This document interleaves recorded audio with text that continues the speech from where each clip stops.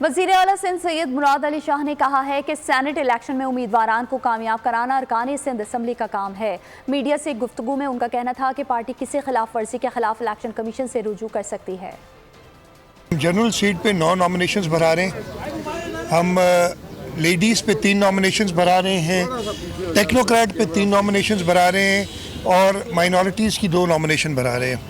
और इंशाल्लाह ताला स्क्रूटनी मंडे को रखी है, मंडे को स्क्रूटनी हो जाएगी तो उसके बाद पाकिस्तान पीपल्स पार्टी अपनी फ़ाइनल लिस्ट देगा कि जिनको टिकट अवार्ड किया गया है, और वो जो होंगे पाकिस्तान पीपल्स पार्टी के नॉमिनी उनको जिताना पाकिस्तान पीपल्स पार्टी के सूबाई असेंबली के मेंबरों का काम है कि अगर आप वोट ना दें पार्टी की मर्ज़ी के मुताबिक तो आपको पार्टी इलेक्शन कमीशन को लिख के आपको MPA या MNA से हटा सकती है। NFC अवार्ड आइन में अब लिखा है कि सूबों का हिस्सा कम नहीं हो सकता, बढ़ सकता है। सब्सक्राइब करें और बेल दबाएं ताकि कोई खबर रह न जाए।